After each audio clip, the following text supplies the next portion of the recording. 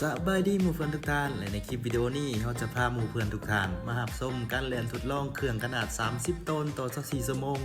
เครื่องนี้เป็นขนาดน้ำก้อน18เนาะเจ้าก่อนที่มาแก่ห้านกาแฟห้านขายน้ำต่างๆเนาะเจ้านอกจากขนาดน้ำก้อน18นี่ทางบริษัทเราก็ยังมีหลากหลายขนาดน้ำก้อนให้ด่านเลือกเส้นขนาด34 38ที่เหมาะแก่การดื่มเบียร์เนาะเพราะว่าคนลาวเฮามักดื่มเบียร์เนาะอย่างเส้นข้าพเจ้านี่ก็มักเนาะที่ท่านเห็นแลนอยู่นี่ก็เป็นเครื่องที่ว่าทางลูกค้าทางลาวเขาได้สั่งจองแล้วเนาะที่กำลังแล่นทดลองก่อนจะส่งฮอดมือลูกค้าเนาะเจ้าต้องผ่านมาตรฐานทางโรงงานเฮาก่อนและเครื่องขนาด30ต้นนี่ก็จะเหมาะแก่กับโรงงานที่เปิดเป็นขนาดใหญ่เนาะเจ้า